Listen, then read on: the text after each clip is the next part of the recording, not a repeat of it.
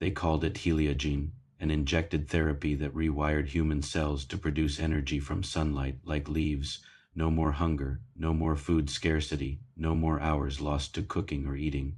Just step into the sun and feel full. I lined up like everyone else, rolled up my sleeve, signed the consent forms I barely read. By the end of the day, my skin felt warm in a way that had nothing to do with temperature, like every photon was a compliment. The first week was euphoric. I stopped buying groceries. Standing by a window for 20 minutes felt better than any breakfast I'd ever had. My stomach never growled.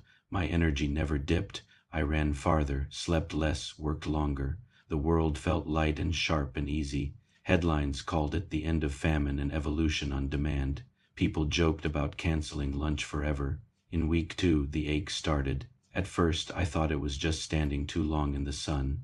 This subtle, tugging discomfort in the soles of my feet whenever I walked on tile or concrete.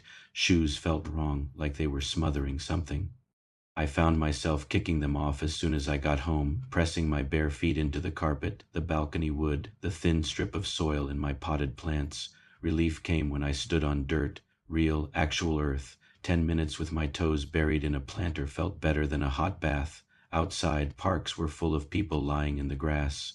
At odd hours, arms outstretched, faces tilted toward the sky. Offices installed sunrooms with skylights and artificial soil mats. No one really talked during sun breaks. We just stood there, quiet and still, soaking. By week 3, my feet weren't just aching. They were changing. I woke one morning to a tearing sensation and the sharp smell of damp earth. My bedroom floor, laminate over cheap subfloor, was cracked in a spreading ring around my bed. Fine, white filaments pushed through the soles of my feet, threading into the fractures like searching fingers. The skin there was thinner, paler, as if something underneath had decided it didn't need to stay inside anymore. I tried to stand and almost blacked out. Every attempt to pull my feet free sent a bolt of nausea up my spine. The roots clung to the floor like they found exactly what they'd been looking for. When I stopped struggling, the pain faded back to a dull, pulsing satisfaction, like the relief of finally scratching an itch. My phone buzzed nonstop, news alerts, group chats, emergency bulletins, videos flooded social feeds. People in apartments, houses, on sidewalks, all with the same white threads pushing through their souls into whatever surface they stood on. Some managed to rip themselves free, leaving bloody, fraying tangles behind. Most didn't. The government called it an unforeseen integration side effect. They recommended limited mobility and increased sunlight exposure while specialists assessed the situation. That was their way of saying, don't move, don't panic, stay where you're planted. Through my window, I watched the neighborhood transform. My downstairs neighbor, Mrs. Klein, had always tended a ridiculous number of houseplants. One afternoon, I saw her through her bay window, standing barefoot in the middle of her living room. Roots bunched through her hardwood floor in a delicate web around her ankles, spreading down into the building. Her skin had taken on a faint green hue, like someone had washed her with watercolor paint. She stood unnaturally straight, arms slowly lifting, elbows softening until her fingers spread toward the glass in a wide, open reach. She didn't blink often, but when she did, her eyes moved, following birds, cars, people still capable of walking by. Her mouth opened now and then, forming silent words she couldn't push past a throat that had forgotten how to swallow. Sunlight poured over her, and she shivered with something that looked disturbingly like pleasure. Within days, more windows filled with still figures. On my street alone, I saw at least a dozen. A teenager in a band shirt, arms stretched up like branches, hair falling in tangled curtains as his neck stiffened. A man in a business suit, roots bursting through his polished floor, tie hanging crooked as his chin tilted toward the sun. A child standing on a kitchen chair, toes digging into the wood, fingers resting on the windowsill as leaves began to bud along the veins of her forearms. They were all conscious. That was the worst part. You could see it in their eyes. They tracked movement. They reacted when someone waved or shouted. One afternoon, the man in the suit's wife stood on the sidewalk sobbing, begging him to step away from the window. His pupils followed her, focus shifting as she paced. His lips trembled, like he was trying to form her name. His feet didn't move an inch. My own changes accelerated. The pale filaments at my soles thickened into cords, burrowing deeper through the ruined flooring into whatever lay below. Every hour, the urge to stand near the window grew stronger. Sitting felt wrong. Lying down felt impossible. When I tried to crawl away from the patch of sunlight that crossed my living room at noon, pain lanced up my legs as if I were ripping myself out of my own skin. When I stopped resisting and stepped into the light, a wash of bliss crashed through me so intense I almost cried. Food became disgusting. Water tasted like nothing. Dirt tasted like everything. The first time I caught myself fantasizing about tearing up my floor entirely to get closer to the building's foundation, I knew whatever we'd injected into ourselves wasn't just changing our diet, it was rewriting our instincts from the roots up.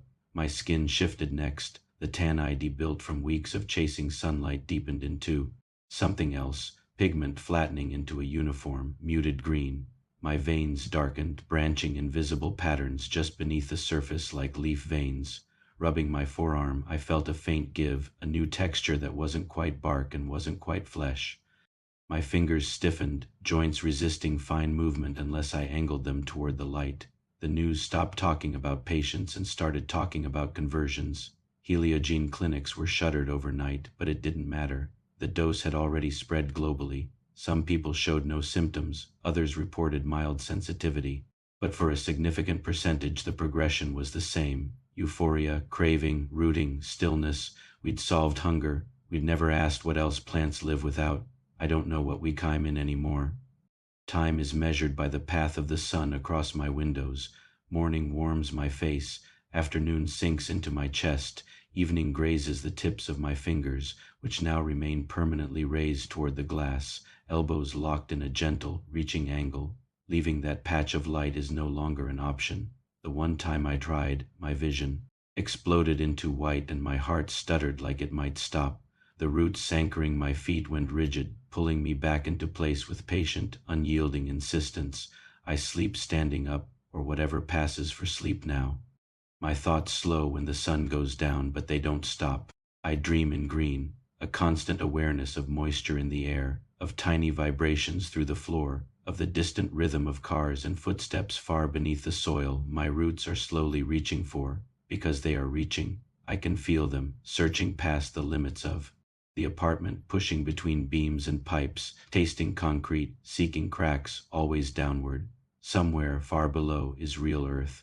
The idea of touching it fills me with a longing so intense it overrides every human impulse I have left. If they ever make contact, I don't think anything will be able to move me again. Not machines, not saws, not the desperate hands of anyone who still cares. Across the street, the conversions have progressed. Leaves sprout along arms and collarbones, unfurling toward the glass. Hair has thinned or fallen out, replaced by fine, green shoots. Some mouths hang open, lips crusted, tongues dry, but every now and then I see them move in a shape I recognize. Help, please. No sound comes out. Plants don't have lungs. I'm still here, inside my own head. I remember everything. My job, my friends, the last real meal I ate, the way coffee used to taste. I remember choosing this, rolling up my sleeve, laughing about free energy and never having to buy groceries again. My body no longer cares. The sun is sliding toward the horizon. I can feel panic rise as the light thins, a raw, sap-deep fear of darkness I never knew I could have.